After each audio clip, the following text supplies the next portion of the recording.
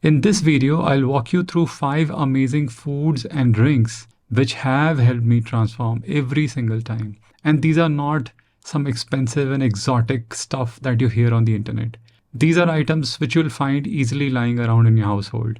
These are items which you will be able to integrate in your life. I have tried and tested these foods and drinks every single time in my life, whether it was the very first transformation which I was doing at the age of 25, just after graduating from IIT, as I had gained about 20 kilos of weight in just a short span of 1 year after my graduation, thanks to the great stuff our cook was making. And the most recent is right now at the age of 39. I will also tell you the scientific reasons why each of these food items work really well, and these are not just hearsay. These recommendations are based on the fact that we as working professionals, we don't have enough time to cook our favorite healthy food. We have a very tight schedule in the 5 days, and of course we can cook something over the weekend. But if you're somebody who doesn't like cooking over the weekend and eating it throughout the week, you can easily implement these food and drinks in your diet. Also, before I begin, none of the foods and drinks that I'm highlighting in this video or any other video of mine or any other video on the internet is going to help you as long as you understand the core concept of nutrition, which I'll talk about at the end of this video. Number 1 on this list is black coffee for me.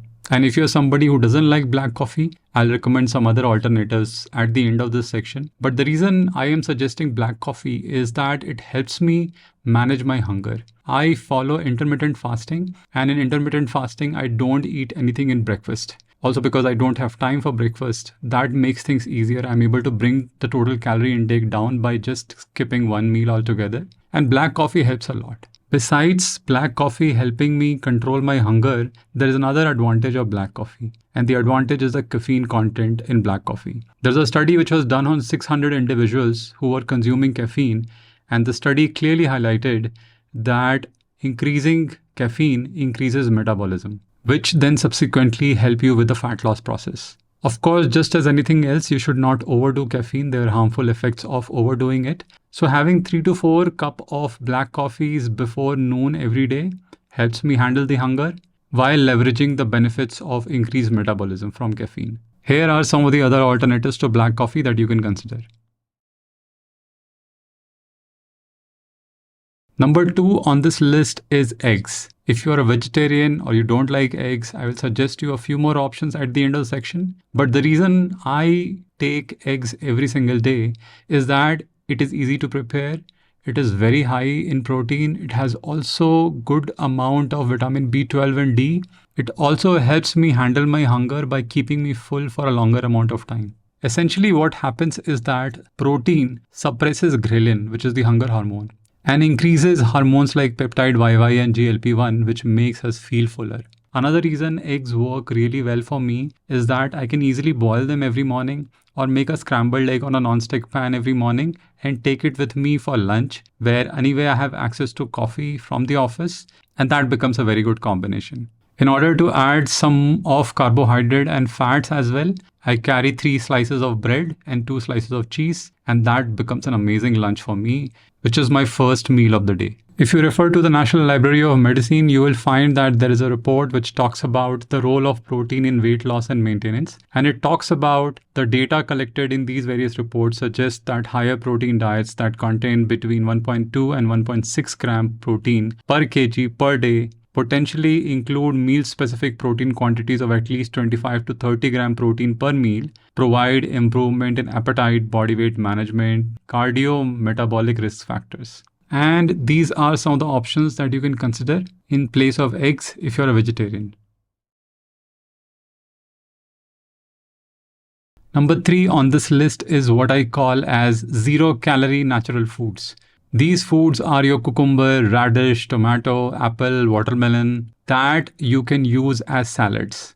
The reason I'm recommending this is because they are very, very high in fiber. And the fiber content which is inside each of these salad items is so high that it keeps you full for a very long time at a very low calorie intake.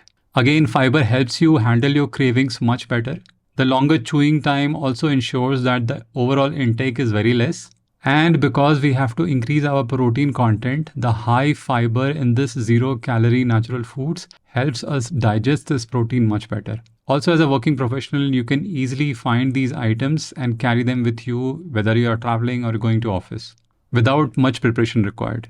And here is a research study to back up the role of fiber in our weight loss process. A recent study conducted in 5 European countries analyzed food intake data, body size measurements, and other lifestyle information for more than 89,000 adults. Study participants remained in the study for an average of 6.5 years, allowing for calculations of annual weight change and annual change in waist circumference. In addition to total dietary fiber intake, researchers also assessed intake of fiber from cereal grains and fiber from fruits and vegetables. The results showed that an increase of 10 grams per day of dietary fiber resulted in an average annual weight loss of 39 grams and an annual waist circumference reduction of 0.08 centimeters. Although these changes are small, they do support fiber's role in preventing weight and waist circumference gain. Dietary fiber from cereal grains was similarly associated with small but significant reductions in weight and waist circumference. Here is the list of 0-calorie natural foods that you should definitely include in your diet. The fourth item on my list is whole grains. The food that we are eating, the rotis that we are making, the rice that we are making from wheat or rice is so refined that the amount of fiber in this has reduced to a minimum. The atta that you are having at home every single day is more of maida than of atta. So in order to increase the fiber content, what I did was I added bajra and ragi along with the wheat. And that reduced the number of chapatis that I was having in my meal every single day. Again, because these whole grains are high in fiber, so they keep you fuller for longer. They keep your hunger in check. They help you with the digestion process.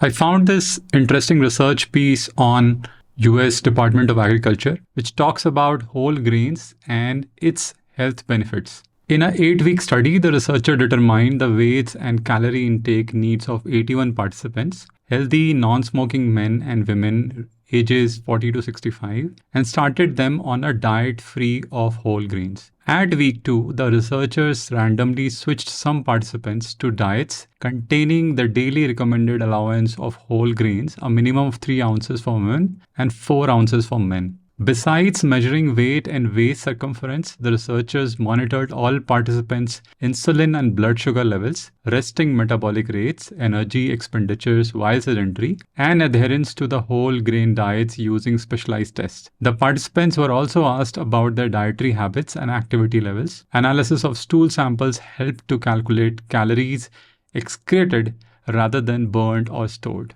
Among the results, participants in the whole grain group lost approximately 100 more calories per day than refined grain eaters, the equivalent of walking briskly for 30 minutes. Notes Roberts. Her team attributes the lost calories in whole grain group primarily to increased metabolic rate and increased fecal energy losses. And the final food and drink recommendation from my side is God gifts to mankind, water. Just by drinking 3 to 4 liters of water per day and not more, I'm able to stay full, I'm able to digest the protein much better, avoid any excess calories intake. A easy hack which has worked for me has been carrying my water everywhere, whether it is at home or whether it is office or whether I'm sitting in a car. I always have 1 liter of water bottle with me at all times. There is a side effect of drinking so much of water. You will make a lot of trips to the washroom, and that will help you make some more steps, burn some more calories while being slightly active. Don't believe me, believe this report titled Water Consumption Increases Weight Loss During a Hypocaloric Diet Intervention in Middle-Aged and Older Adults. What was the finding of the study? The study says that consuming 500 ml water prior to each meal leads to greater weight loss than a hypocaloric diet alone in middle-aged and older adults. This may be due in part of an acute reduction in meal EI following water ingestion. If you don't like drinking plain simple water, these are some of the alternates that you can consider which can help you achieve that water intake on a daily basis.